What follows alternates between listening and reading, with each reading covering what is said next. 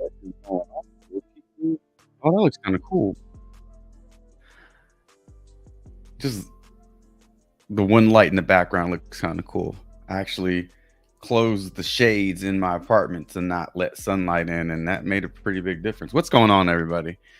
Welcome to another Player Prop Talk live stream here on the channel. As always, I hope this finds you doing well and in good spirits. Streaming live on a Thursday. Oh my God, on a Sunday. Ooh, reset button. Streaming live on a Sunday. That's how rare it is. I forgot the fucking day. It's so rare that we stream on Sundays. I forgot what day. It was. So yeah. As I mentioned in previous streams, as the NBA finals go on, you know, we'd have a Sunday finals game at some point, right? So here we are talking some NBA finals game 2, MLB, esports, WNBA, whatever you want to talk about. We'll fit it into the hour and make the most of our day. Hope everybody's doing well. Hit that like button on your way in. Bless this channel. Bless the like button today, as it is Sunday. I don't know if you go to church, you shouldn't be watching this shit at church. I tell you that right now. If you are a church goer, I hope you're done with service or you go to an afternoon service, because if you got this shit streaming during church, I don't want to be walking near you when you leave. But I appreciate the support. Major risk you're taking. How appropriate. We go from church to hashtag blessed. That was inadvertent, but hashtag blessed, as you know, over 10% of the US population dies every single night in their sleep. So if you're watching this, seeing this, hearing this, you did not die in your sleep, which is a good thing, because I like people watching this stream and this channel growing. So the more the better. But hashtag blessed. Do something cool today. Do something cool today. Anybody do anything cool yesterday? Any plans? Any weekend plans? Anything that's shareable? You know, I don't want to get roped into being an accomplice or something, but yeah, anything go down yesterday, let me know in the chat. Be cool to see what everybody's up to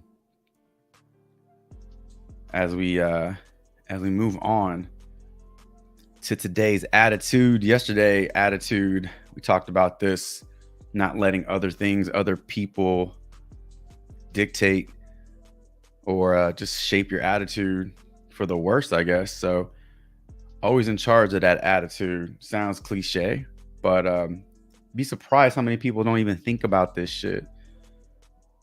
You're having a bad day. Why are you having a bad day? Oh, traffic sucked. Man, I had a flat tire, or, you know, got in a fight with my girlfriend or boyfriend. That's not a reason to have a bad day. That's a reason to have a bad moment, but like your whole day's fucked up now. Come on, man. You get to pick your attitude. Maybe the only thing you get to do all day that you are in control of, honestly. Don't give that power away. Let's fucking go. That's my attitude for yesterday. That was my attitude going into the stream. That's my attitude today. That walk, that swagger, minus the two piece there. I love everything about this GIF. I love everything about this this swag. That's my attitude for today. So looking to capitalize on that. And we're talking player props today. So whether you play on PrizePicks, Underdog, or Better, doesn't matter. We'll iron it all out. Speaking of Better, first time deposit match up to $250. Scan that QR code. That's my QR code. I get a little something from that, but you also get something from that. You get a $250 deposit match. Also, you get to take advantage of this Kyrie Irving promo, 0.5 points. You should take the over on that one. And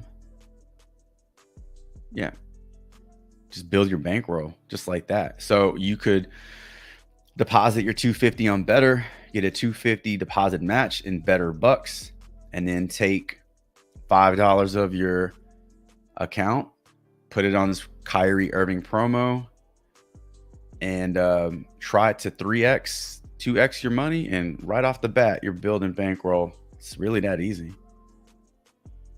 Not a whole lot behind that. What's going on, JR? Good morning. Cash out yesterday on Judge Gunner home run. Ooh, nice.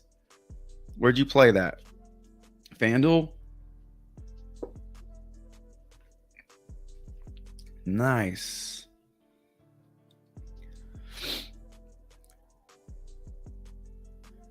Hell yeah. I was literally so funny that you sent that message in the chat, 'cause I was literally about to ask everybody how they cashed out yesterday. I was literally about to hit that slide.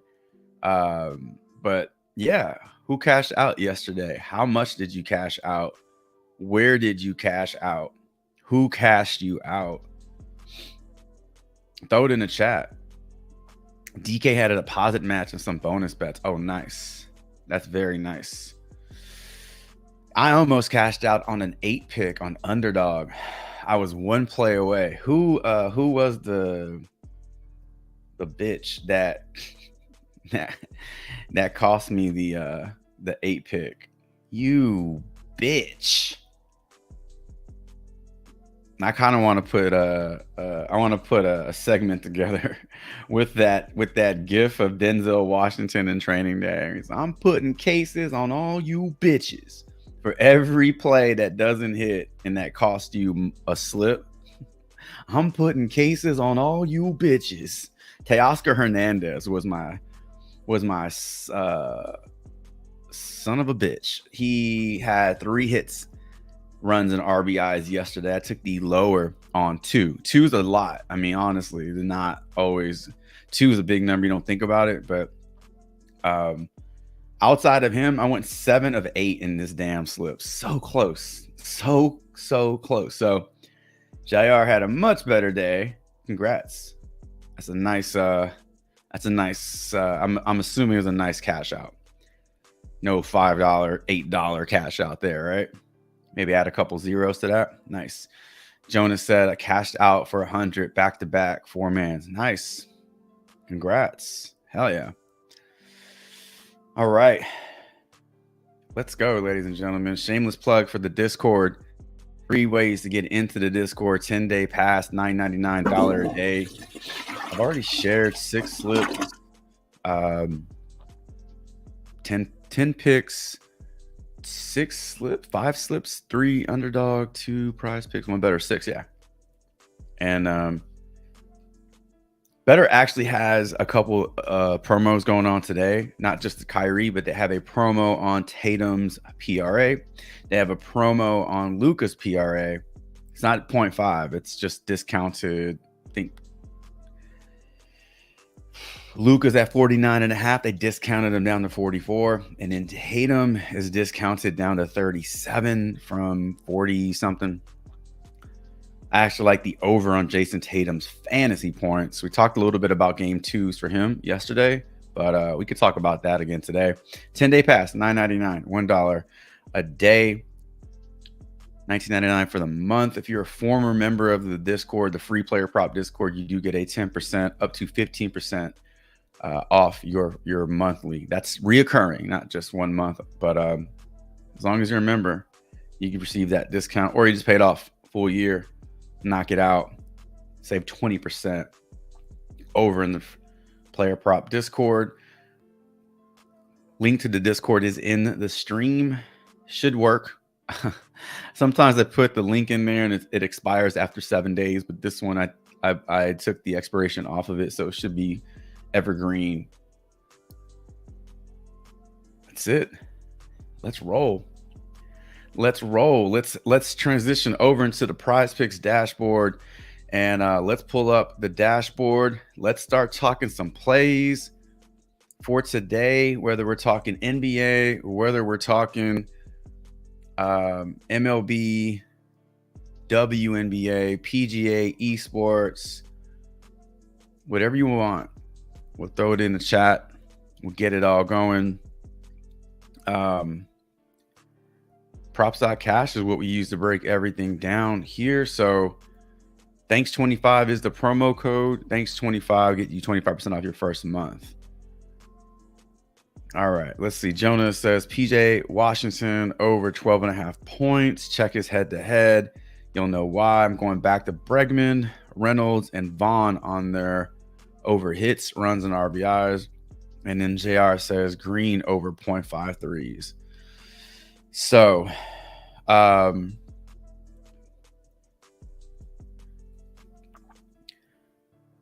Josh Green over threes.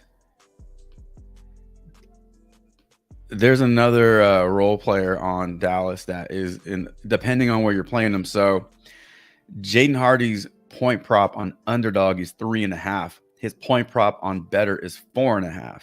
Now, the only prop that you have for him on PrizePicks is 0.53. So it's possible for him to hit a 3. And that's it. I mean, he doesn't have a huge role on his team in this series right now. Do I really have $15 of promo funds? No, that's incorrect. That should not be 15. That should be 0 actually, because I used it all. So there's really not a lot to like on Jaden Hardy on PrizePicks. So I like the under on his 4.5 on better.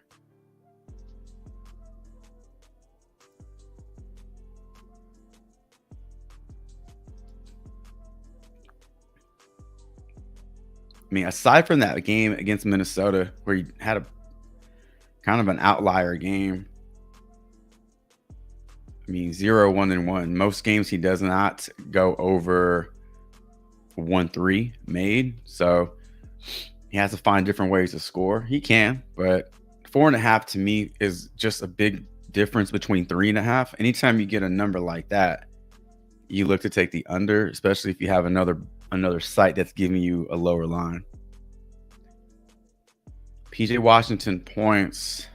Here's another guy that is popping up in a few different pick'em sites.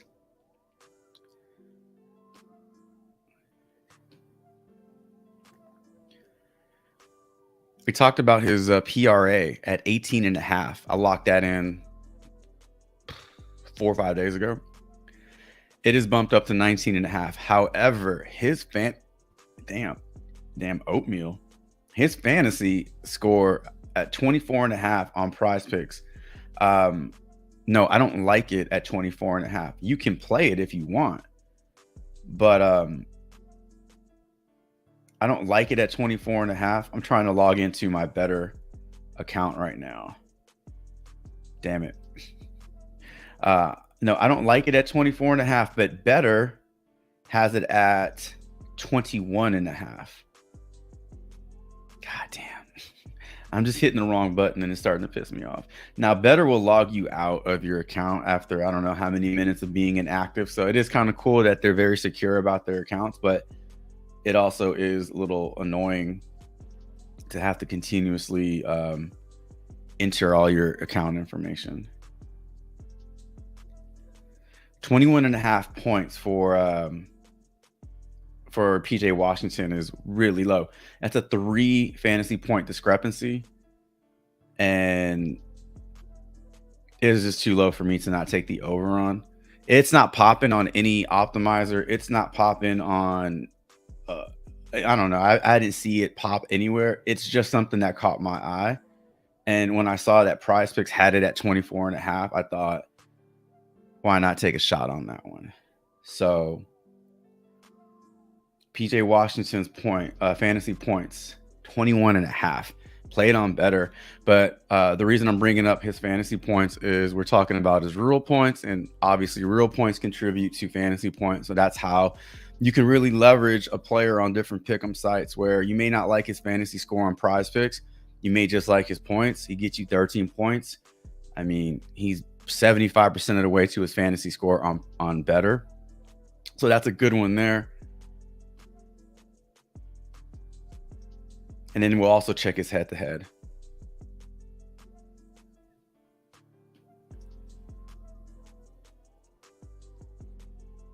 All right.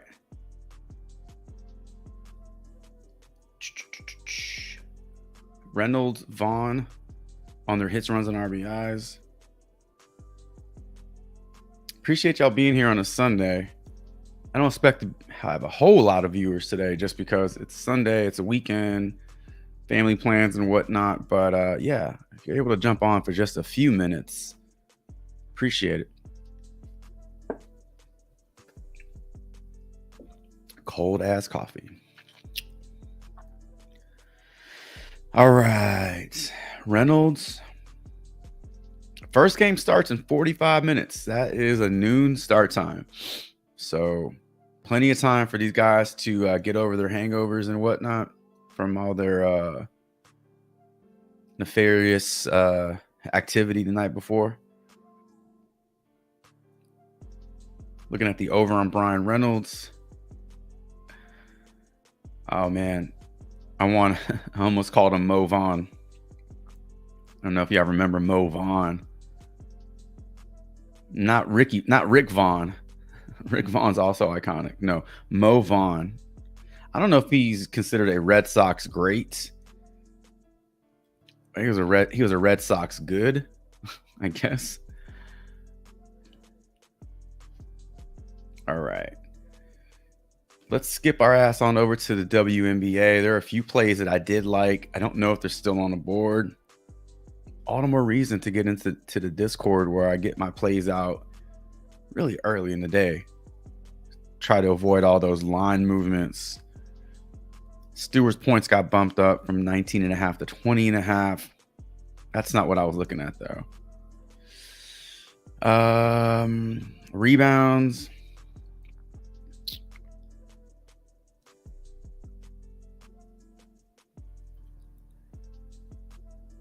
Collier under 10.5. That's one that I do like, and that's one that I have put in slips already.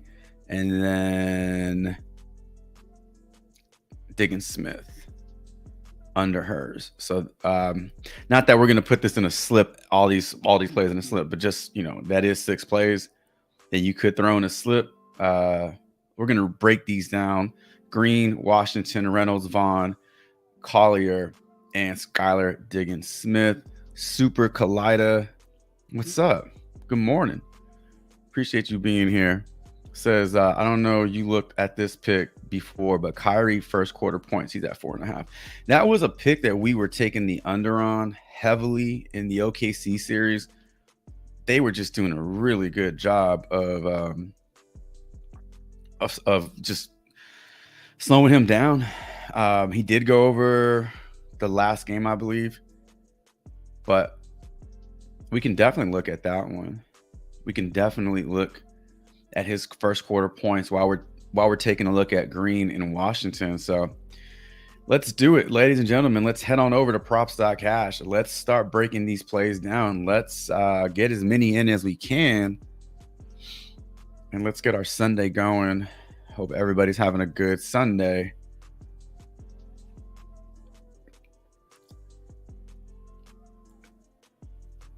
I got a weird question or an off question for you all.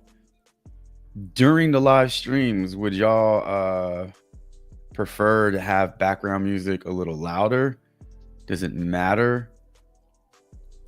I do have it at a really, really low volume, but I can't hear it because the mic is plugged in. So it does add a little bit of depth to the stream. You know, it's not just me talking. There's a little bit more depth there. So just a random question, but if you could throw an answer in the chat just to give me some insight, I appreciate that.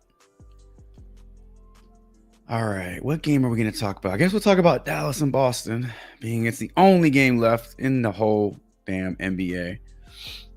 So crazy. It's already down to the last 2 teams. Playoffs went by real fast. Real nice.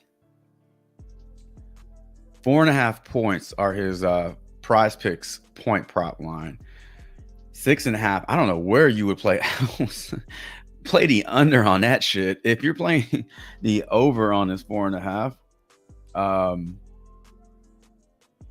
Oh, we're actually getting odds on his first quarter points, or is that a reflection of his first? That's a reflection of his full game points. You really don't see lines on first quarter points through many books. Many books don't take action on these. But okay, he went over so the OKC series, right? You know, we were just hammering the under on that shit. And then he had that one badass game where he went out there and scored 13 points in the first quarter.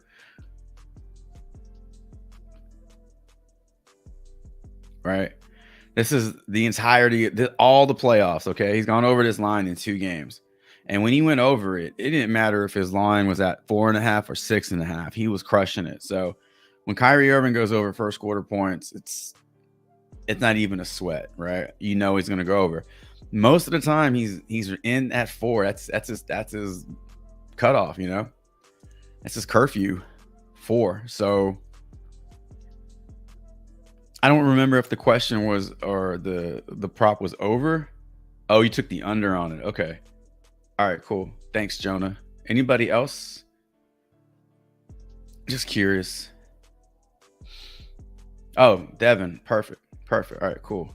Oh, everybody. Damn. Appreciate y'all. All right, done. Perfect. All right, under on it again. All right, cool. So this remains a prop that you can continue to take the under on wherever you can play it. Yeah. He at one point in this series will have one of these games. It's going to happen, right? He didn't have that game against the Clippers. Like, he didn't have time. They just dismantled him. That was, you know, light work. He had that one game, and had the one game against Minnesota.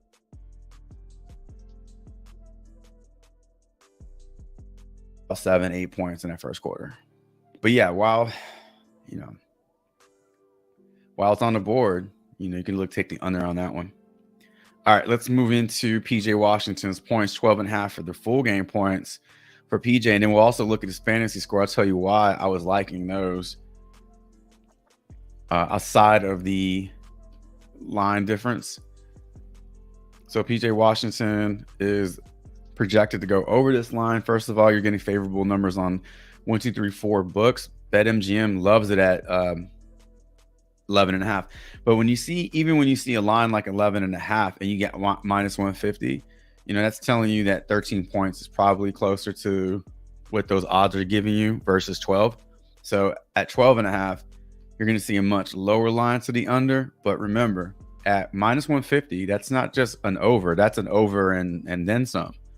So 13 points is in play, and that's reflected in both of these. So I think the over right off the bat, you're getting good odds. I think it's a good sign. You're getting favorable projections as well, 14 points. That aligns well with these two numbers here, or these two books giving you high odds to go over. Head-to-head matchup with the Celtics. He did go over in one game so far, but again, you look at his head-to-head matchup with the Celtics throughout the course of his career. Now, many of these games were in Charlotte on a much just a bad team, to be honest with you. I don't think Charlotte has been taken seriously in 10 years. Not since Kemba Walker left. Was that the last time they made the playoffs? Was when Kemba was there? Kemba and Al Jefferson. I think that was like the duo. So this is fantastic head-to-head. Obviously, you wanna see this when you're taking overs on players. Now, when we talk about his fantasy points, what he's averaging against the Celtics in his career is 16 points. He's averaging 5 rebounds. That's 21 points. He's averaging 2 assists. That's 25 points. He's averaging 2 steals and blocks. That's 31. And when you deduct, he's averaging 30 fantasy points against Boston. That's the average. 30 fantasy points. We can take a very conservative approach on his points today at 13 and just try to get another range for fantasy points. Be a little tougher on the fantasy points, so that way we're not just like pumping them up, you know, make it a little difficult to go over 21. So 13 points, let's say get you 5 rebounds. That's 19. Gets you 1 assist. That's 21.5. He goes out there, gets you 1 block or steal. That's 24.5. And he turns the ball over 1 time. That's 23.5 fantasy points. We took a low path to the over here, and we're still at 23. He does have room to turn the ball over 1 more time to get you 22.5. And he's over. So 21.5 fantasy points on BETR is the best fantasy point prop for PJ Washington. You play the over on his points on PrizePicks, and you take the over on BETR's fantasy points, and that's how you can leverage. That's how you can leverage his plays across the industry. So yeah, that one looks good for PJ. Let's look at Jalen. Oh my God, Josh Green. We're looking at his 3-pointers made today. So he's gone over in all but 1 game. And I don't know if this is, so this is the whole playoff picture. There's only been 2 games this playoff season that he has not gone over this line. First game against the Clippers, and game 7 against Minnesota?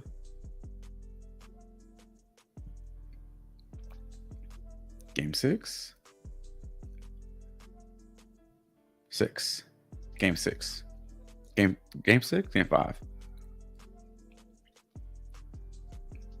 How did they won the series? What, 4-1? Minnesota won game 3. Game 4. And then Dallas closed them out. Okay. Doesn't even matter. 2 games under. 13 games over. I mean, that's as good as it gets, right? I mean, that's a guy who's literally hitting his line and nothing more in all these games. I mean, it's about as good as it gets. This might be, I don't want to call it a safe play, but this might be the most consistent prop in the playoffs right now. It's a very low-key play. He is projected for 4.5 points.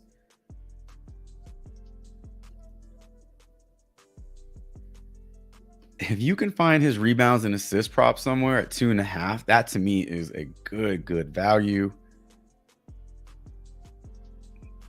3 books like the over on his 3s though. DraftKings, Caesars, BetMGM. Just take the over. I like that one.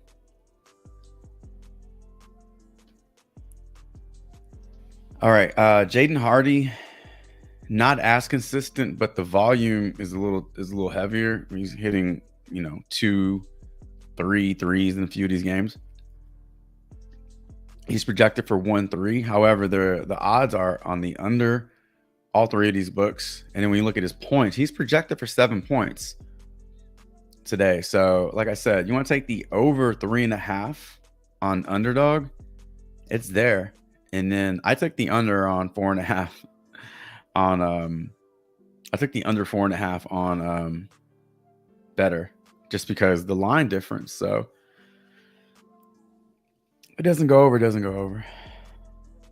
I may need to go back and build out another BETR slip with our boy I keep wanting to call him Jalen Green, with our boy Josh Green. I wonder if he's still on the board. Yeah, Josh Green, 0.5 3-pointers made. I may have to go back and maybe put him and Tatum's promo.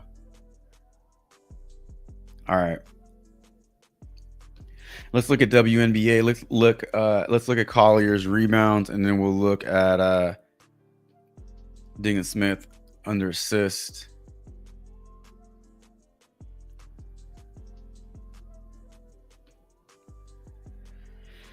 $10.5. This line has been up for a few days, a couple days. It was up yesterday and it is up today. So is that 2 days? Like 1.5 days. She's projected for 11.61, but the odds say no. Under.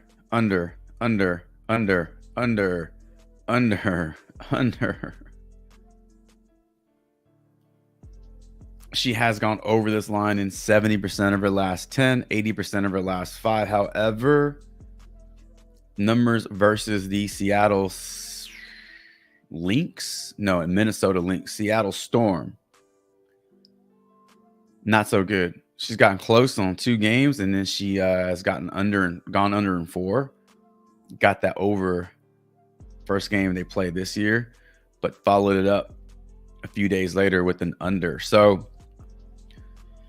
I'm taking the under on this one. These are her numbers against the Seattle women's basketball team. You know, when companies don't have the rights to say team names, they have to like generalize it. Like you ever see car commercials during the Super Bowl, they'll reference the big game, or like your local team, your local football team, your hometown football team. The Seattle women's basketball team, I don't have the rights to say their team name. So this one was standing out to me. I like the under on this one. Let's look at assist for Skylar Diggins Smith. Can you dig it? Is my dig it sign up there? Oh, it is. Okay. All right. So we're already at the head-to-head numbers for her versus Minnesota. So 3 over, 2 under, 2 games this year, 6 and 5, last 10 for Diggins Smith. Took the under on this one. I know the game logs look pretty good, but amidst all these tall ass trees, there are some unders. So 1, 2, 3, 4, 5 unders, 5 overs, literally a 50-50 split there. She has a 50% hit rate over the last 10. When you look at the books, you got DraftKings, Hard Rock, Fliff, FanDuel, ESPN, Bet Rivers, Caesars, Bovada, all liking the under. It's hard for me to ignore that. So that's what I'm playing today. Those 2 plays I do like. I did throw them in a slip. All right, let's look at a couple NBA plays. We're going to look at Andrew Wild Thing Vaughn, and then we'll take a look at Brian Reynolds.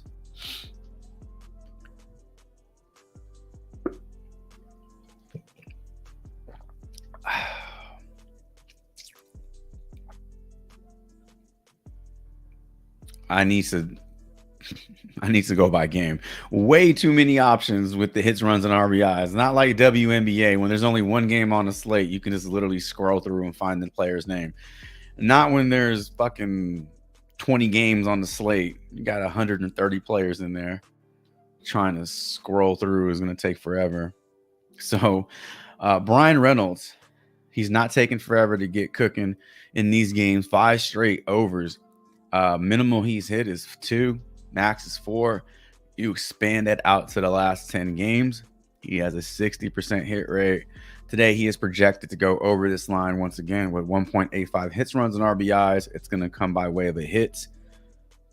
And I don't know. Where's the other one coming from? Isn't that weird how it gives you the over on the hits, runs, and RBIs, but it doesn't give you an over on the run or an RBI? It's like, where is that coming from? He's only projected for 1 hit. So maybe he gets 2 hits. It doesn't matter how he gets it done. Doesn't matter how he gets it done. No numbers against Bailey Ober. On the year, Reynolds is he's kind of lacking right now against the against right-handed pitchers. To be honest with you, there's not a whole lot here to to applaud. Batting average is a little low. He does have 4 homers. He also has 4 homers against lefties, 10 doubles, 3 triples, and 28 singles. Now, the most appealing part to this matchup is Ober versus righties. Reynolds is a switch hitter, so I'm assuming he'll bat from whatever side of the plate is needed. Based off this, Ober struggles versus righties, so you might see him take more swings from the right side of the plate.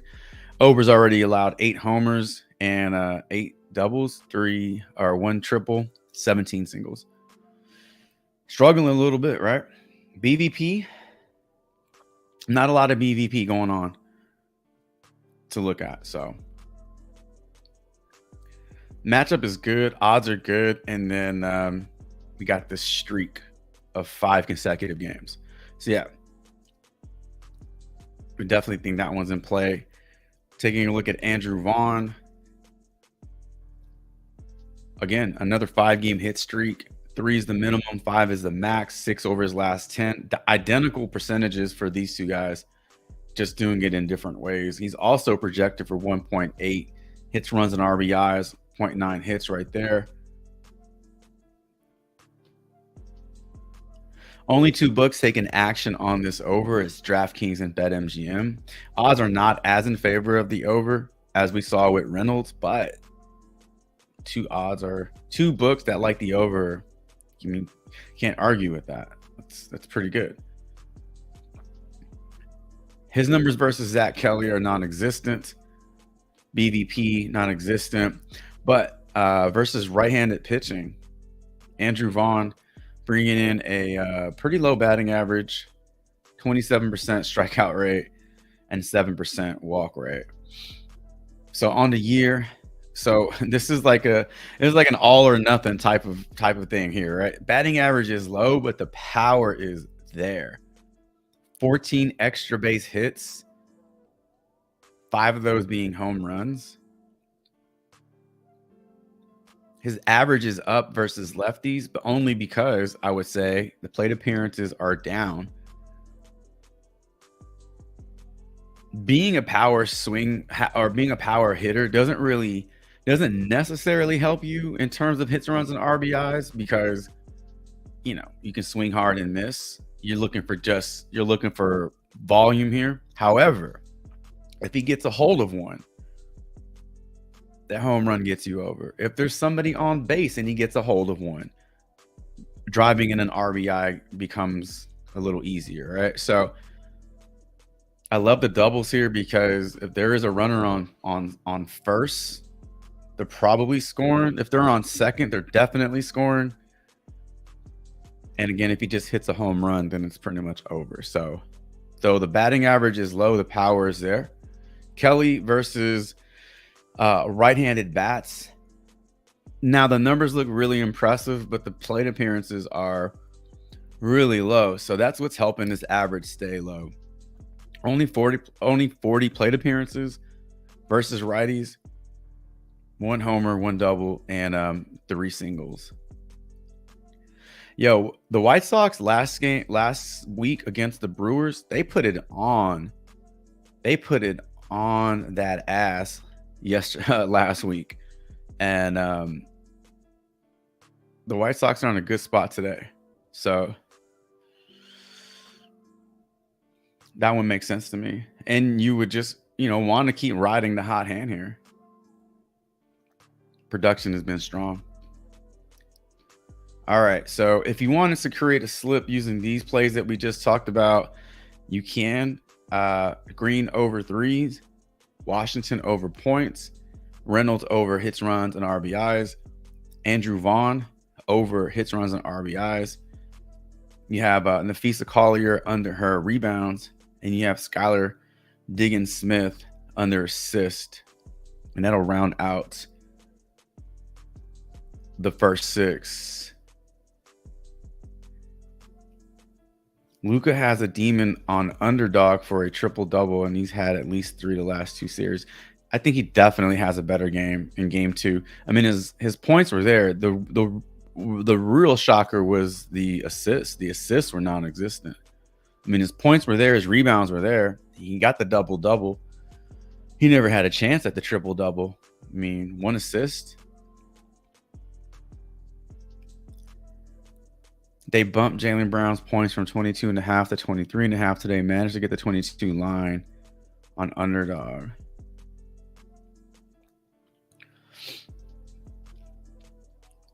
Yeah, they're bumping everything, especially with these plays being released like literally right after game 1. The next day they're on the board. I mean, you're looking at 2.5 days of just sitting there. So that's a lot of time for a lot of juice to come in, and lines are going to move at some point.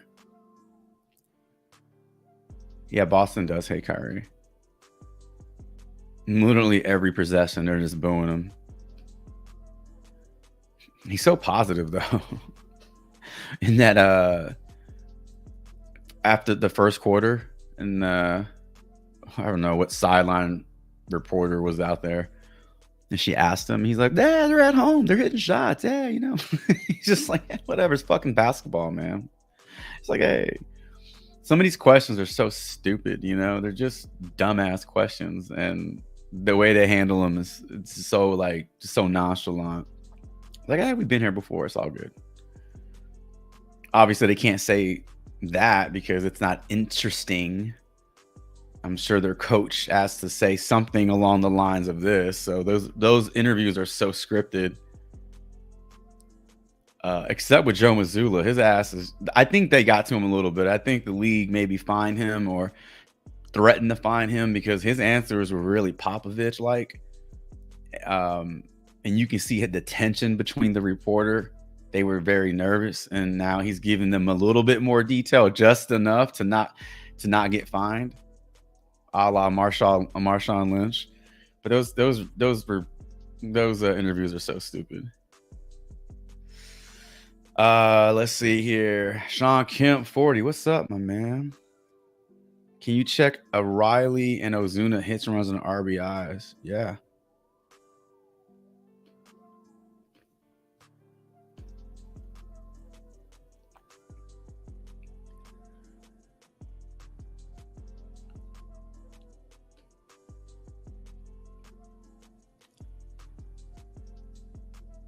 To it. Let's just look at Atlanta. And let's pull up.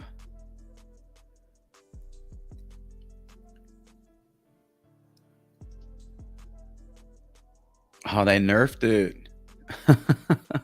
They nerfed Austin Riley's hits, runs, and RBIs. They nerfed it down to, I mean, the 1.5, they nerfed it. What about Ozuna?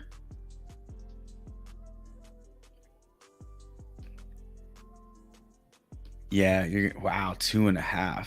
You want to look at these at 2.5? Let's pull up that Atlanta game. Who the fuck? Who the fuck are you? Fuck are you making these lines so damn impossible to hit 2.5 hits, runs, and RBI? Who the fuck do you think you are, PrizePicks? DJ Hers.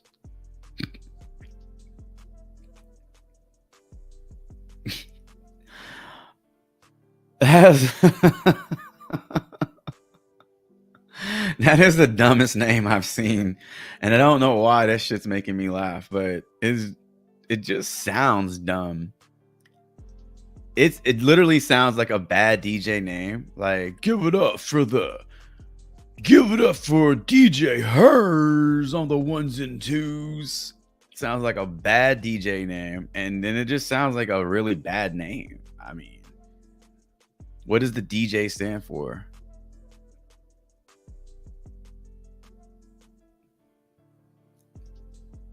Daniel Jacob Hers. What is that? German? What is that? French? Atlanta is getting all sorts of support just looking at Ozuna and Riley. Anytime you see a line getting nerfed, a 1.5 hits, runs, and RBIs is your typical line for hits, runs, and RBIs. And when it's getting nerfed, that is a bad sign for the pitcher. That is a great sign for hitters, because they're telling you that 1.5 is just too much of a lock.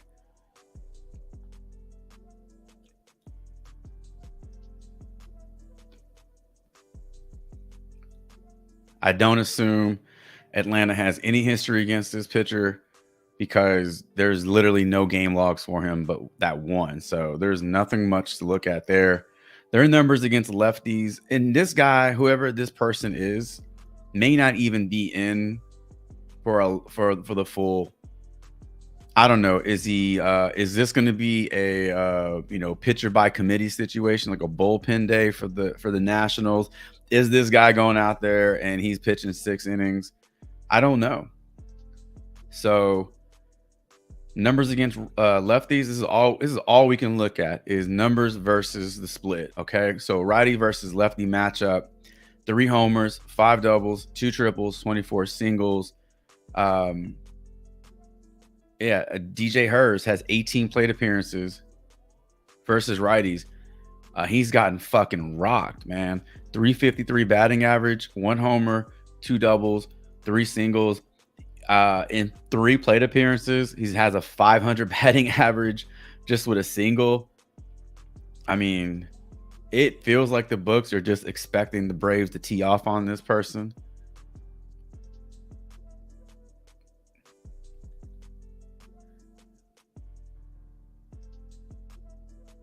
I called him a person, not a player. Where's Marcell Ozuna? He's way down there. All right. So Marcell Ozuna's line is at 2.5. All right. He's getting -130 odds to go under that. He is projected for 3.2 hits, runs, and RBIs, with a hit, an RBI, a run, and a walk. The odds do not like the over on this one. 3 is a really big number. The highest you'll usually see is underdog, giving you a 2.0 hits, runs, and RBIs line. 2.5 is a big number. It really is. So in order for him to get 3 bases, he has to get you multiple hits, or he has to get a double and a single. Yeah, multiple hits. And one of those hits has to be at least a double. Double and a single is 3. He gets you a triple, he's over, right? Obviously, if he gets you a home run, +190 odds to go yard today. So that's probably feeding into that projection. No BVP, but another righty versus lefty matchup.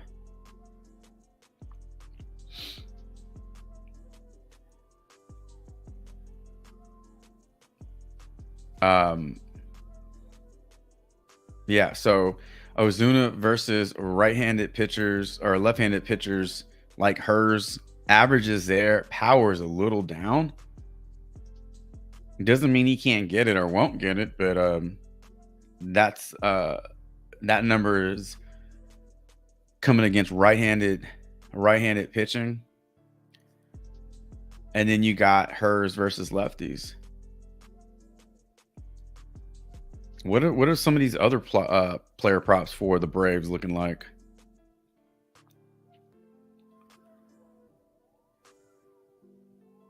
Ozzy. Damn, this is Coors Field type shit. You know, when you have the Rockies playing at home, or when they're playing a like Yankees in Coors Field kind of thing, you'll start to see those lines get bumped from 1.5 to 2.5. So the assumption here is that there will be a lot of scoring or a lot of hits, and the books, the pick'em sites, are trying to get ahead of it. But does anybody know anything about DJ Hers? DJ Hales, another lefty versus versus righty situation, but Albies is a switch hitting batter, hitting much better from the left side of the plate in terms of average. Not as many plate appearances, but the power is equal. So, man, I need to figure out a little bit more about this guy because all of these Braves are just projected to go nuts. That's crazy. I've never seen a non-Coors Field game like this get this much support.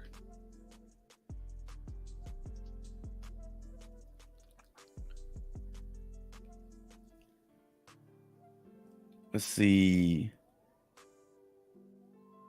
Who? Yeah. Who? DJ Hers. Give it up for DJ Hers.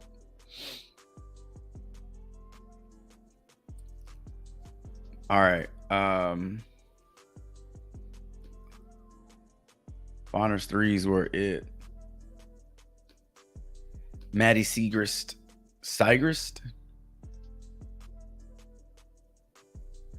Over 7 first half points. What's up, Jesus? Good morning. David Watlington. What's up, man? Does Tatis stay hot today? He's been a wagon. Yeah, what Gafford has really hit a wall last series or so. All right, let's do this. Let's pull up the PrizePicks board. I have Collier and Diggins in 2 slips, one on Underdog, one on PrizePicks. I like this core 4 here. Green, Washington, Reynolds, and Vaughn. Let's see if we can build around that with 2 more plays and see if we can put a 6 pick in. Our 6 pick did not do well yesterday. Happens. Shit happens. Again, on the month. We're up on the month. Units, ROI, and actual dollars. So one bad day does not mean one bad month. So let's look at, are we looking? Oh, Tatis. I'm glad he's back in the league off the juice. But even if you're not a Tatis fan, it's just you gotta understand the bigger picture for these leagues. It's a business. And so it's like, you don't want your best employees being on vacation. You don't want your best employees being out sick because your overall product suffers. When Tatis was out last season, I mean, you got one of your better employees not playing. So the product suffered. He's back, and now he's starting to heat up, and it's much more fun to watch games if you're a Padres fan when he's in the lineup. So I'm glad he's back. It does good things for the league, but it's also fun to watch really talented players do their damn thing. All right, so I guess we're going to look at Tatis fantasy score, but we can take a look at multiple props and just see what he's been up to. And then we'll look at Gafford and Segrist. All right, so right off the bat, Tatis is getting monster juice to the over on his hits, runs, and RBIs. I don't think you'll be able to find that in very many places at 1.5 and get normal payout. Really, it's his fantasy score and it's his runs. Those are the only normal lines you're getting. And then everything else has been bumped to a demon or reduced to a goblin. But if we're looking at his overall fantasy score, because that's the not safest line, but that's the one that's checking 2 boxes for me is A, it's in reach, and B, it hasn't been touched in terms of a bump. So when we look at his hits projected for 1 hit, but he's projected for 3 hits, runs, and RBIs. 1 single, 1 RBI, and 1 run. That is 7. That is 7 fantasy points. Plus 400 odds to go over a home run. Stolen bases are really not there this season so far. Only 7. 5 RBIs in his last 10 games, and 7 runs scored in his last 8 runs scored in his last 10, 6 in his last 5. Fantastic production. Numbers against Scott McGow. Here's another who the fuck are you? Who the fuck is this guy? Fucking Scott McGow? Fuck is this guy? 200 batting average, 1 double and 1 RBI. I tell you what, if you got a double and an RBI, that's 7 fantasy points. And if he does score a run, he hits a double, he's on second, he drives drives a player in, and then he himself scores a run, that's 9 fantasy points. That's over. Numbers versus right-handed pitching on the year: 304 batting average, 10 homers, 1 triple, 10 doubles, and 38 singles. He also has 29 RBIs this season versus righties. Scott McGow versus right-handed batters like Tatis is allowing a 325 batting average over 47 batters faced. Minimal power allowed. 2 homers, 1 triple, 5 doubles, and 5 singles. So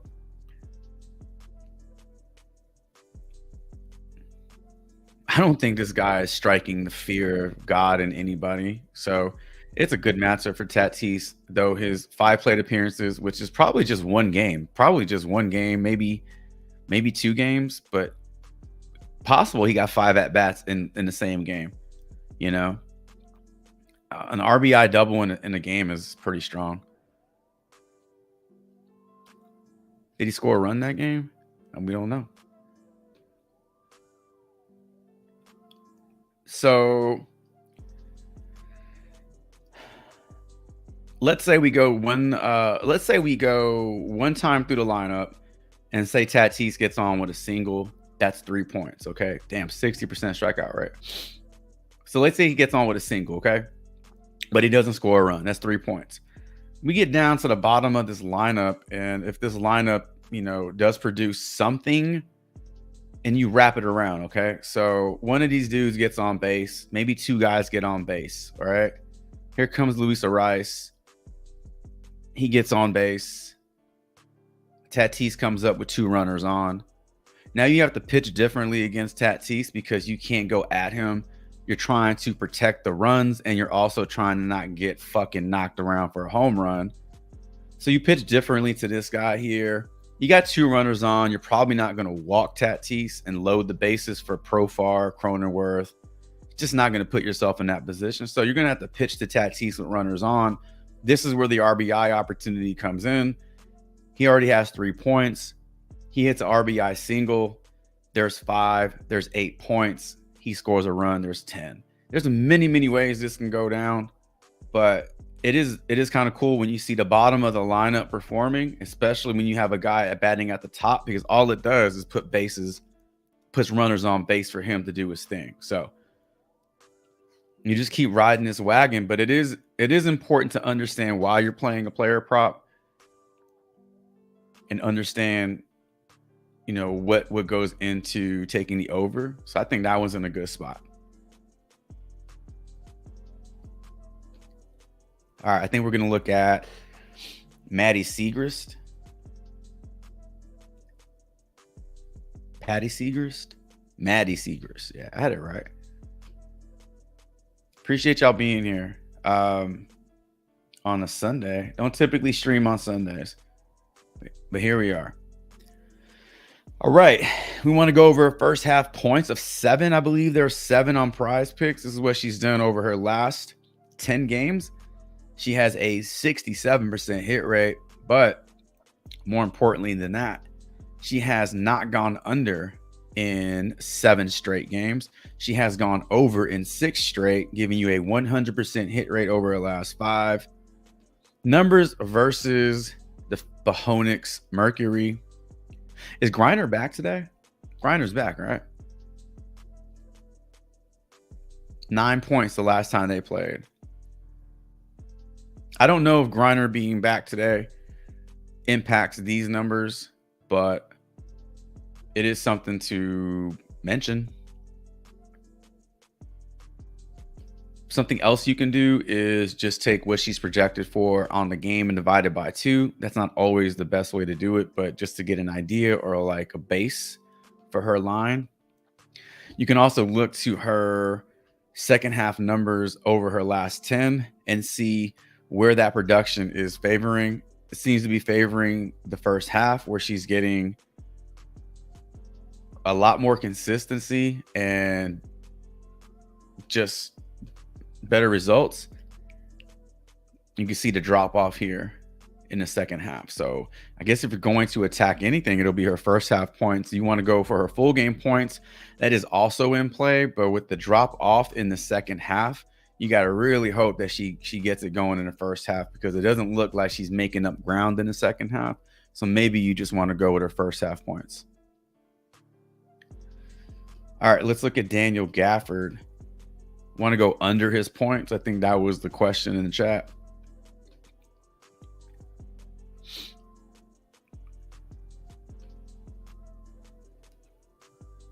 All right, what's his line?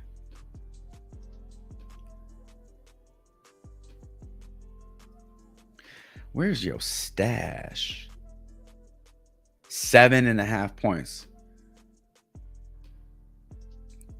Get the fuck off my screen. All right, so 7.5 points is his line. All right, and that was the question, right? Oh, I think he does stay hot. Yeah, I think Tatis stays hot for sure. Gafford has gone under 8 points. Yeah, so let's look at it.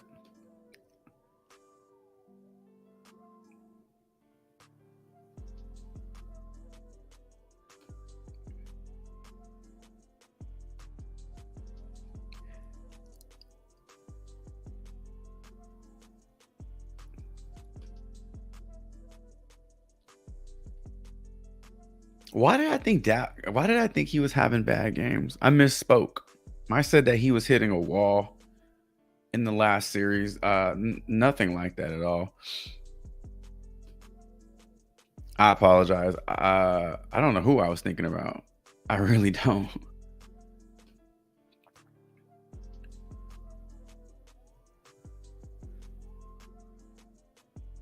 Sometimes when a player has a bad game like this one, and you don't really pay attention, you think that they're having like a bad couple of games. Maybe that's what happened. Maybe I just had a brain fart. I don't know. But he has definitely not hit a wall.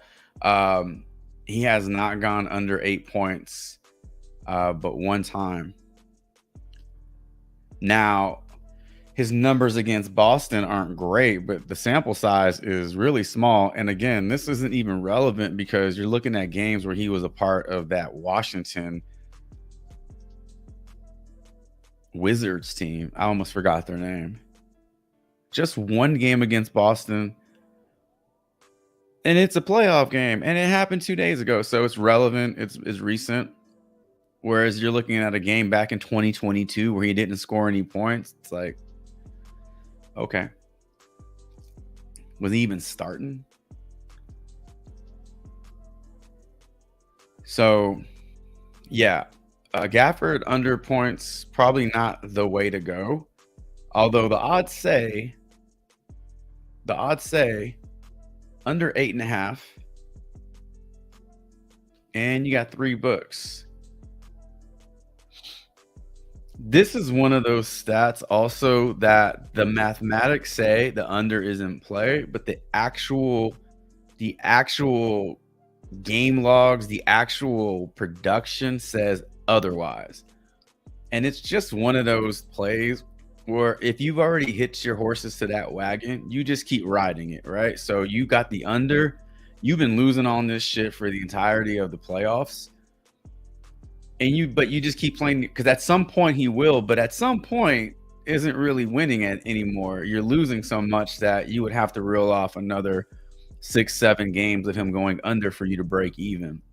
So those people who have been playing the under because that's what the odds say, I would say after 5 or 6 games, it's probably one of those lines that you just stay away from or come to the other side and play the over.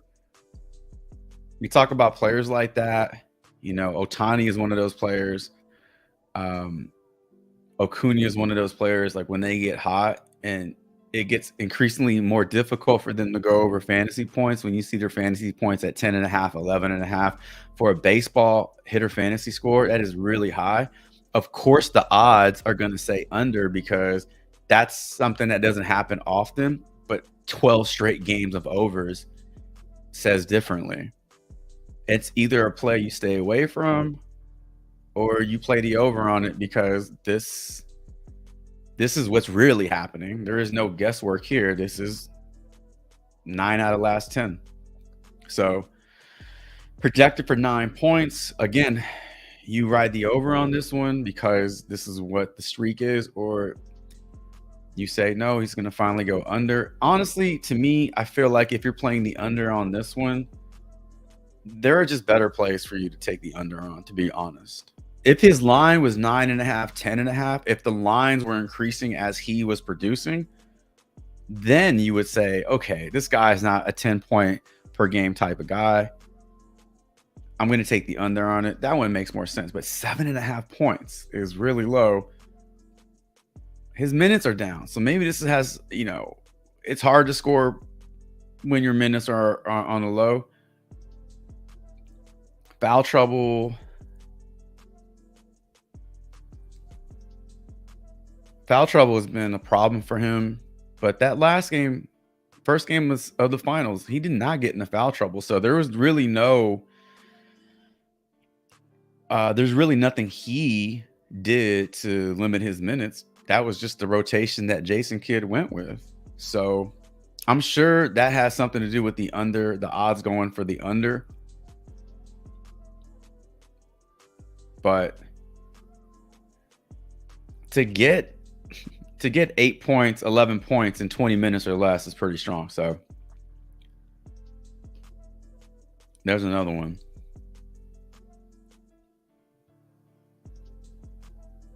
All right.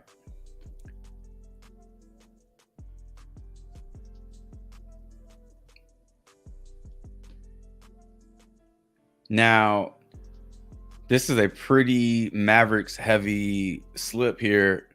Green over, Washington over, Gafford over, and then we have Tatis, Vaughn, and Brian Reynolds over.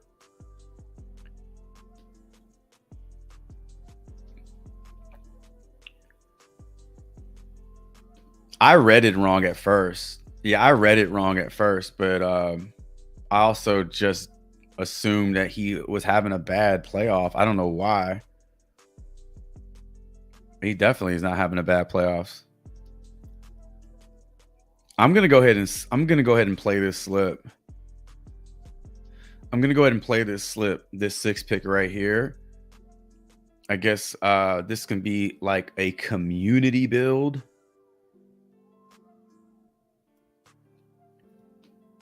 And I'll put that in the Discord.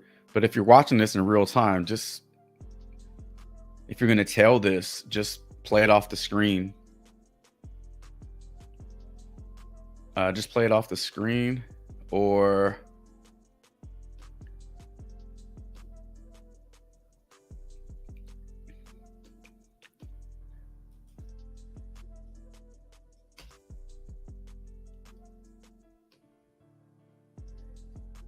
you cannot click that. That is not a hyperlink, but if you want to copy and paste that, it should take you to the slip. But otherwise, just play it off the screen.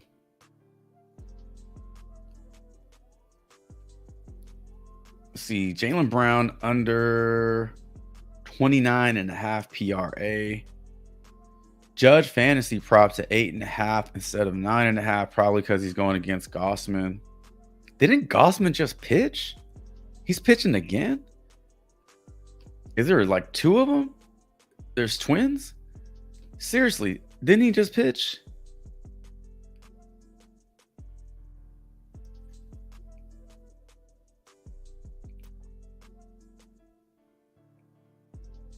Oh, Glass now.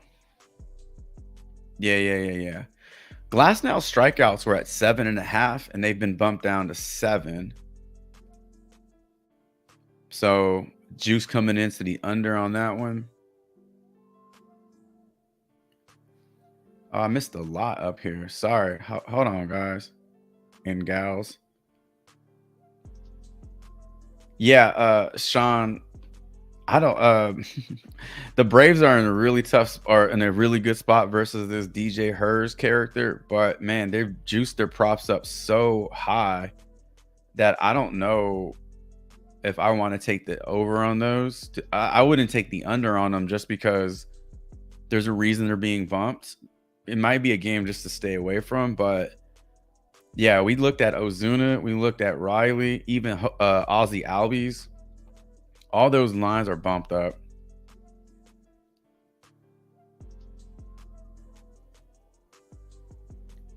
What's up, DJ Money? Porzingod. Wow. Have not heard that one before. I don't know if that's a new one, but all right. Over first half points. Ionescu over first half.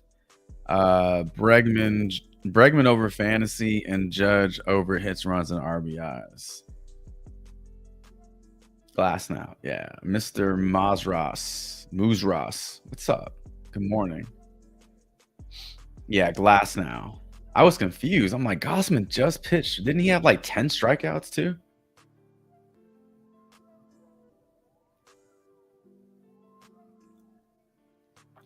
Let's take a look at this Jaylen Brown under. All right, I'm going to go ahead and clear this slip. Just put that in for a 6 pick. Just put $5 on it. Looking for a 25x. All right, let's look at Jaylen Brown, 29.5 PR.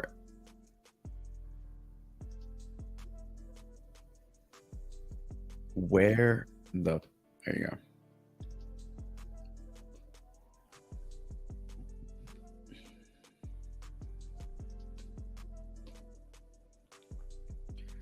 This somebody asked about a block for Jaylen Brown. Oh, yeah, Ryan. What's up, Ryan?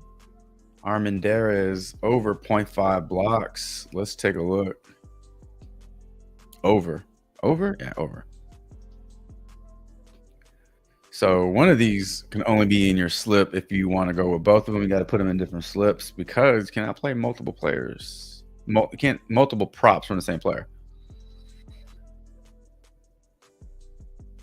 Is this one of those crazy stats where he has a block in every game?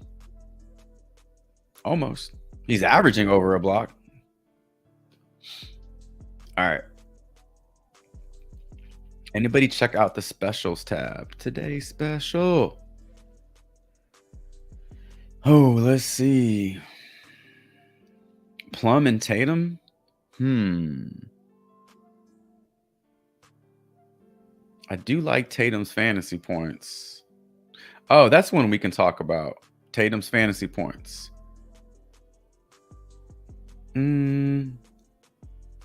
Ooh, Cameron Brink and Derek White. You know, I like me some Cameron Brink unders, but that sounded bad, right? You know, I like playing the unders on Cameron Brink, but the 22.5 points for Derek White, you kind of think Derek White can go out there and grab you 14 to 15 if at the minimum, leaving 8 points for Cameron Brink. I don't know. Is that a stretch?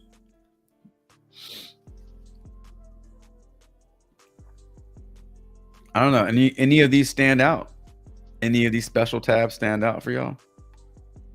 Yo, what about the Derek White 3-pointers attempted? Love that prop over 7.5. Like, we can come back to the specials play. There's some ones in there that you got to think about. I don't think sometimes some of those combos are really just bad, but there are a couple in there that look good.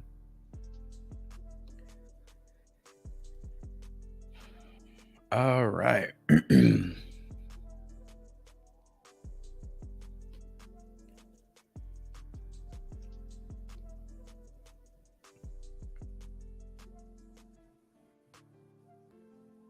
Mr. Muzras. I almost hit a 100x flex combos that dropped to 69x yesterday on Sleeper. So a 4-pick flex for 100x.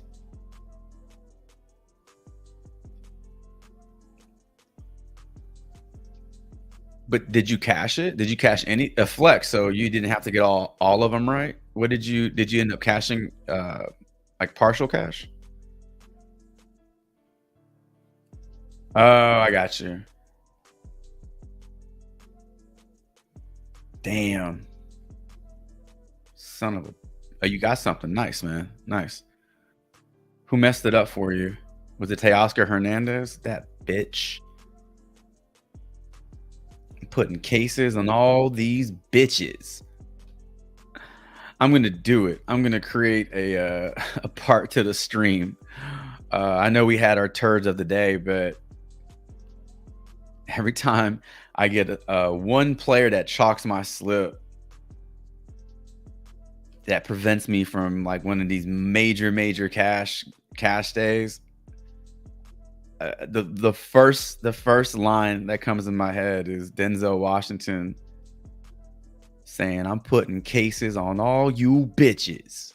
So now that's gonna be the chalk segment of the stream. We're gonna put cases on all these bitches. Teoscar Hernandez. All right, who are we looking up? Derek White. Where is he? He's camouflaged. I cannot find him. There he is. Okay. Derek White, 3-pointers attempted. So we'll look at his 3-pointers made, and then we'll scroll down and we'll take a look at his 3 PTA. And he is at 6.4 over his last 5 games with the Mavs. But first game of the finals, he got you 8 attempts, which gets you the over. Let's look at his last 5 playoff games. He's averaging 8 in his last 5 playoff games. In his last 10 playoff games, he's averaging 8. Damn, that's a good one. Look, we can't always just say, "Oh, he's gonna keep doing this." I've played field goal attempts and 3-point attempts that look real good like this one, and they just come out and don't shoot as much. That is possible with any shooting prop you have, but this one looks really good, you know. And if you're not going to play a play just because it could lose, then you shouldn't be playing player props to begin with. This is about as good as it gets for a 10 game look. And I don't know how much more else we want to talk about. That's a good one. That's a good one. He's projected to go over 2.5 threes. So he is projected to give you 3. If Derek White gets you 3 over his last 10 games, he's a 35% 3-point maker. So in order for him to make 3, how many threes would he have to take to finish at 35%? Like 9. So you can do the math and reverse engineer it like that. But either way you do it, I think that's a good spot for Derek White. That's a good one. It's a real good one. Real nice.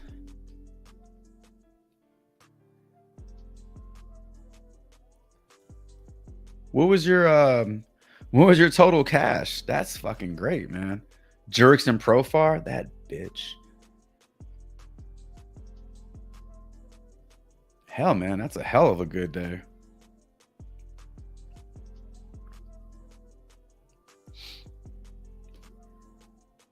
Oh, let's look up Jaylen Brown.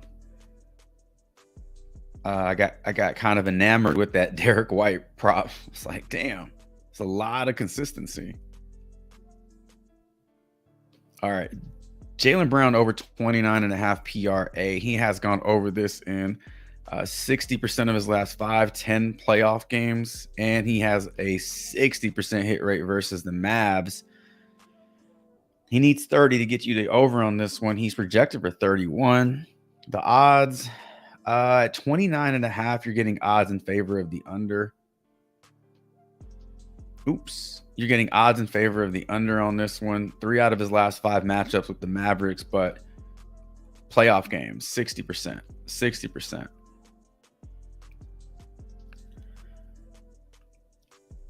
Game 2s of the playoffs. We talked about Jason Tatum game 2s and how that production flips. So game 2 against the game 2 against the Heat. Game 2 against Cleveland. Let's see, 1, 2, 3, 4, 5. 1, 2, 3, 4, 5. Game 2, yeah, there is no real trend there with Jaylen Brown going under in game 2s. He plays very well in game 2s.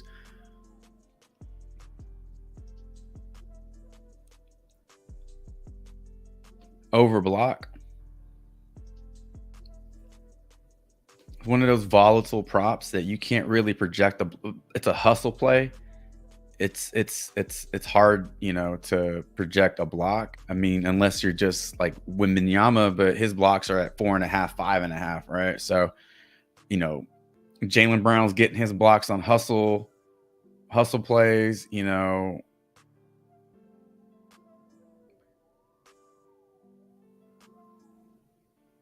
even like a fingertip on the ball, right? Changes the trajectory. That's a block. It doesn't have to be a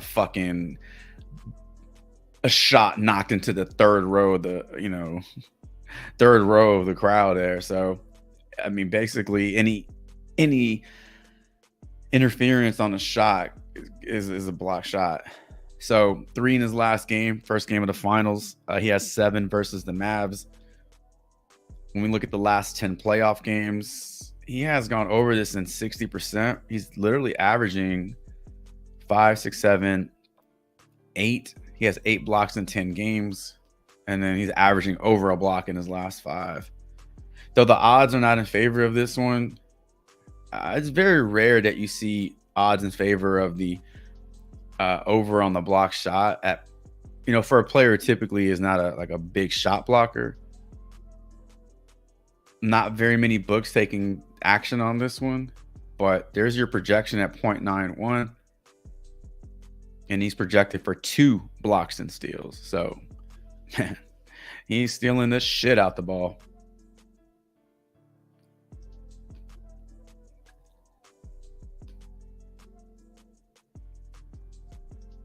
Tatum field goal attempt. Ooh, nice. Nice. Congrats. Yeah. Nice. Tatum field goal attempts. Judge 0.5 walks. Tatum field goal attempts. Where are you?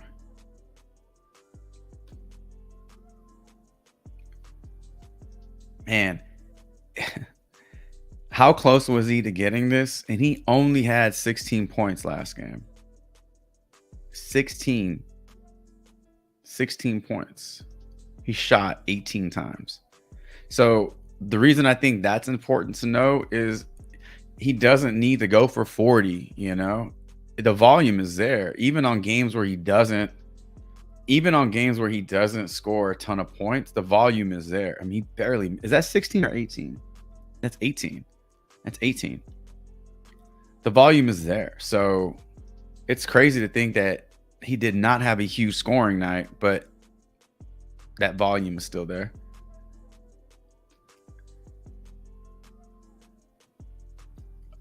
I think this is in play for Luka also. If you want to look at another field goal attempts, he's gonna get his against Boston. They're looking for that switch off. Who are they switching off on? Horford. I mean, he can pretty much take.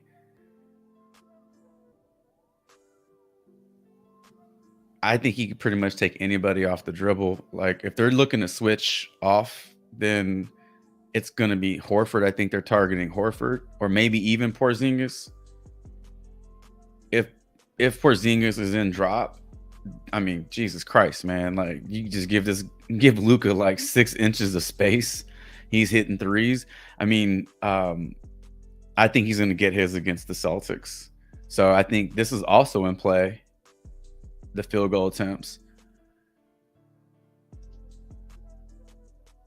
Yeah.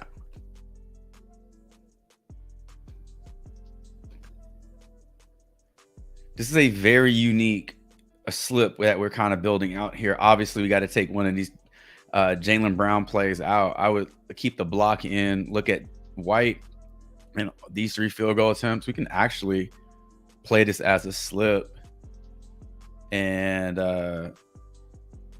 we're looking at Aaron Judge also.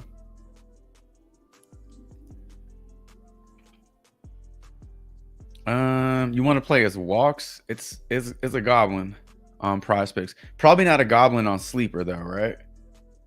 Depending on where you're playing this, it's a goblin on PrizePicks.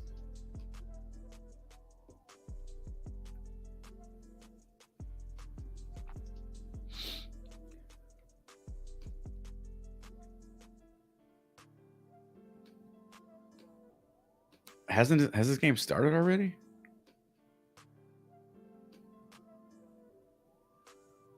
No, I'm looking at the Mets. Hold on.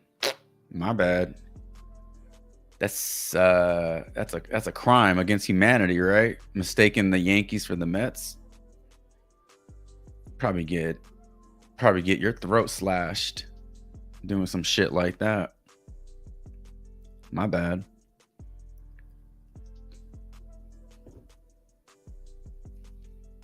Yeah, I mean, there's a reason this one's nerfed. He's projected for 0.85 walks here. If you put this in a slip, I suggest you put it in a slip that has a demon also, so that it balances out, because it's going to significantly decrease your payout. I mean, that's a really good prop. I don't know where else you can play this. But yeah, if you can find it on another pick'em site that does not decrease your payout, that's the move right there. That's the move. Yeah, look, if we put this Judge play in this 6 and to make it a 5 pick, it goes from a oh, actually, ooh, oh, ladies and gentlemen. Ladies and gentlemen, I think we got ourselves a little leverage play here. So taking the over on this block shot and over on Jason Tatum's field goal attempts, these are both star plays. So you're getting a 10% boost. You want to throw that Judge play in there. You are getting an 11x. So you're getting an increase because of those star plays. If we took Judge out and let's put his fantasy score in there, what is it?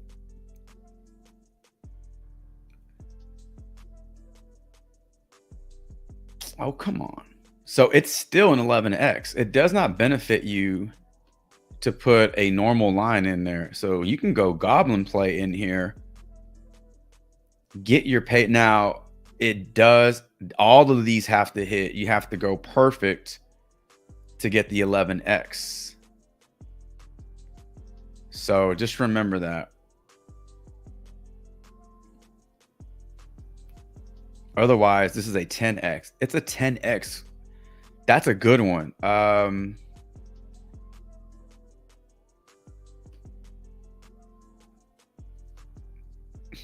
going to do it. I'm going to play it.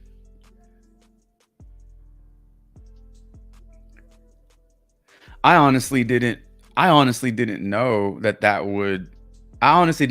combination would benefit us. So instead of putting a demon slip, or instead of putting a demon play in there where it's more risky, you can use these star plays to your advantage and increase your payout and put a goblin in there and not suffer any payout loss. Now, the biggest difference between a demon is the payout boost. You're going to see a big increase, and you don't have to get the demon plays right to get the payout boost. So if you have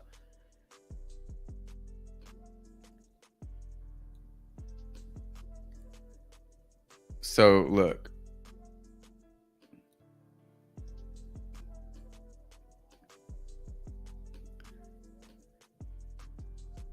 so these 3 demon plays, obviously we did not research these, but your typical 3x gets you a 5x, I believe. Gets you, well, what does a 3x get?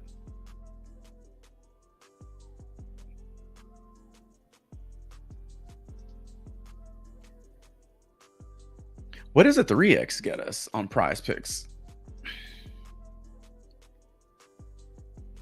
2.5 or some shit like that? 4 or some shit like that? Doesn't matter.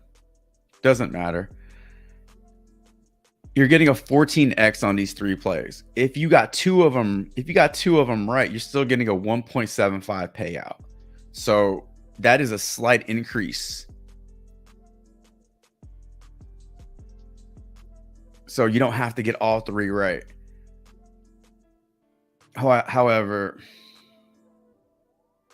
if you're putting 3 plays in a 3 pick, you probably should be playing the power play, just because the payout usually isn't good, and 3 picks is not that difficult to get right. But that's the difference between the stars and the demons. Stars, you got to get them all right to get the payout boost. Demons, if you flex them, you just got to get 4 out of 5, 5 out of 6 to get a payout boost. So I like that little slip that we built out with the stars in there. That's pretty good.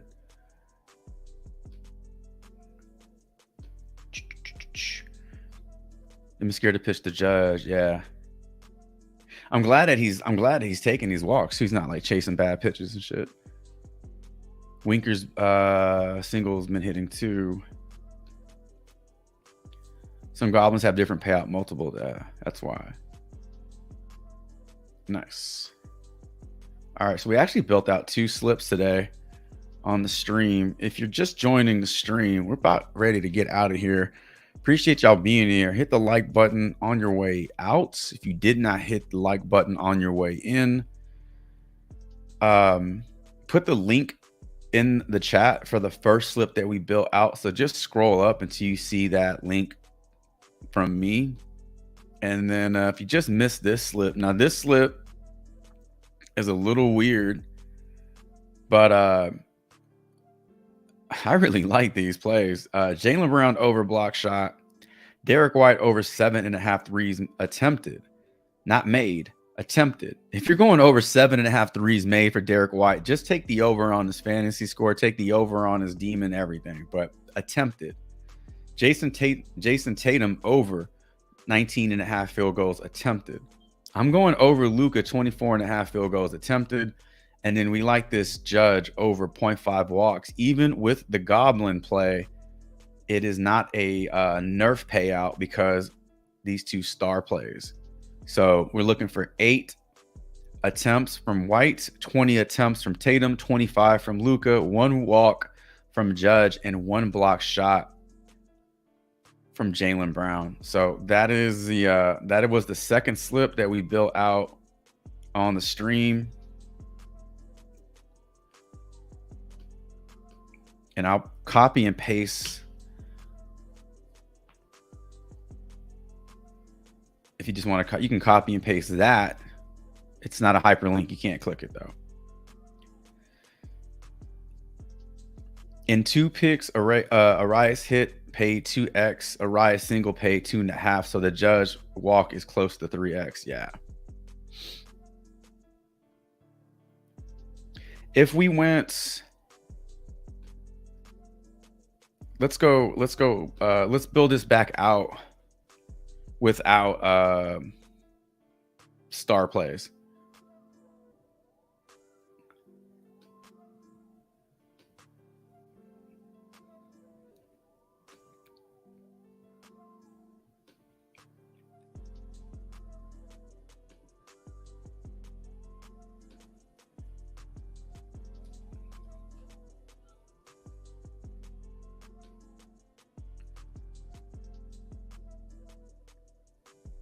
Yeah, so that's the 10x.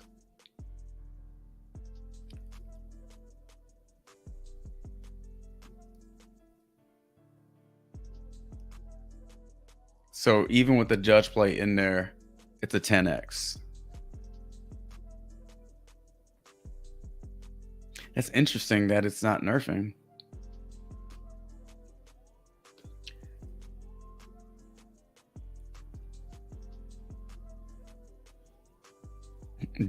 Isn't it crazy? Judge has a demon single line and a demon home run line. Like that's how difficult it is for him to hit singles, because he's hitting nothing but extra base hits.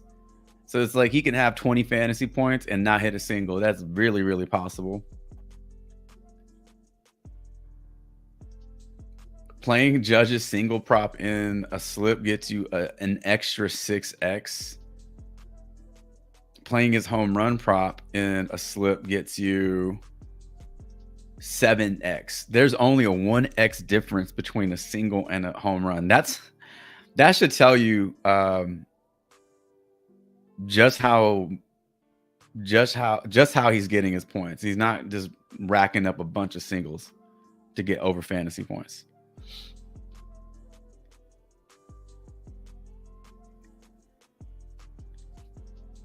Hits, runs, and RBIs for Judge is also in play.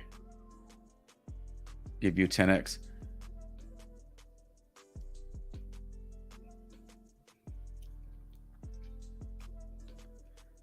Okay, so a typical three pick flex is a 2.25 payout, which is not good.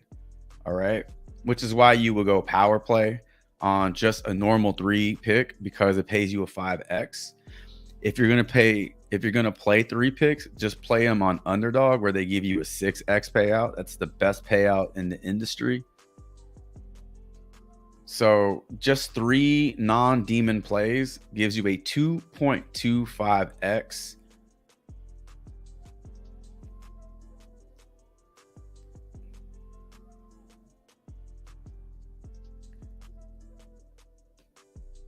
And then let's do this. Let's just go 3 random demon plays. Nope.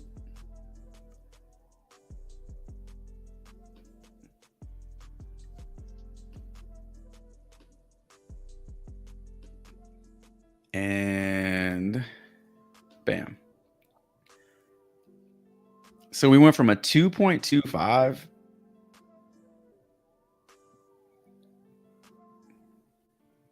let's take Tatum out of there because he's a star. I just want the normal demons. So we go from a 2.25 to a 7x. So that's the difference.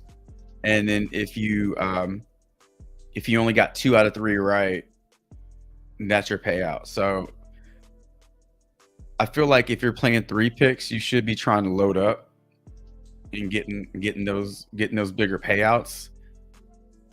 And if you're looking, I would say just go power play on this one. Not this exact lineup, but just 3 demon plays. Go power play on those. I mean, this PJ Washington demon play doesn't even look that bad, to be honest with you. We didn't do any research on it, but that one probably is in play for a lot of people. 14.5 may not be that big of a reach for him. Daniel Gafford does not have a demon play. I would be interested in that one after seeing his numbers versus the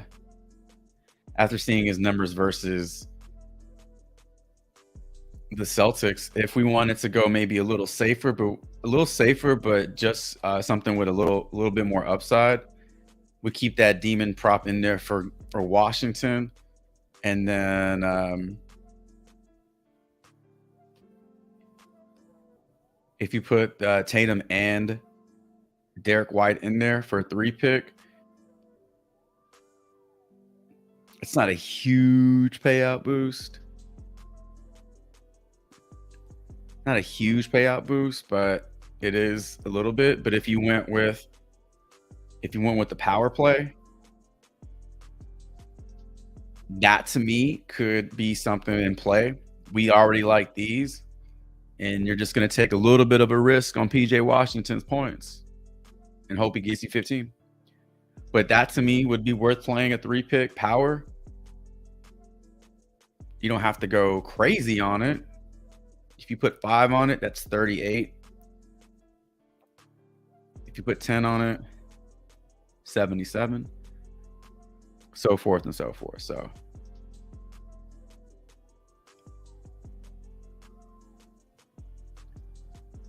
yeah, the demon single is a little lower just by 1x, but yeah, it's just funny how close his home run home run multiplier is to his single multiplier. It's almost equally as difficult for him to hit a single as it is to hit a home run. That's funny to me. Dabble 2, I think Dabble has 6x also. Okay, that's cool. All right, ladies and gentlemen, let's end this stream.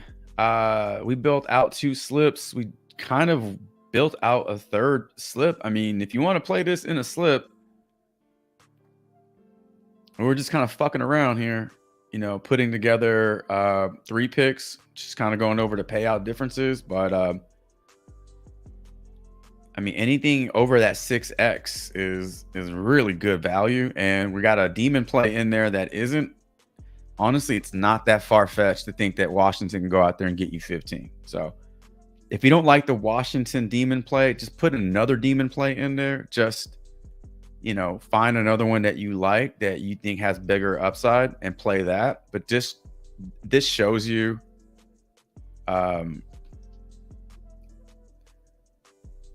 this shows you what that demon can do. What can demon do for you? Now, that Tatum field goal attempts was a star play. When you take him out and just put a different play in there that's not a star play, it does get bumped down from a 7.7x payout to just a 7x payout. So that's the difference between OG and star. But still, 7x, that's a really good payout for a 3-pick. So you can flirt around with that if you want. But we are out of here, ladies and gentlemen. We talked a lot of NBA today for game 2. Went over a lot of different player props, built out 2 slips. I put the links in the chat for those slips, so copy and paste. You're more than welcome to tell those. Hopefully we can cash them. We can have something to talk about on Tuesday. No stream tomorrow. Tuesday morning, I'll be back 8:50 a.m. If you're new to the channel, if you're new to the stream, hit that like button on your way out, but also click that sub button on your way out and the notification icon so you don't miss out on the next live stream, which will be Tuesday, 8:50 a.m. We'll be recapping the weekend, recapping our plays, and building out more slips and breaking down more plays. Appreciate y'all being here on a Sunday afternoon. Enjoy your day. Enjoy your weekend. Hope all of your player props respect the damn coin. And until Tuesday morning's player prop talk live stream, Chavez is out.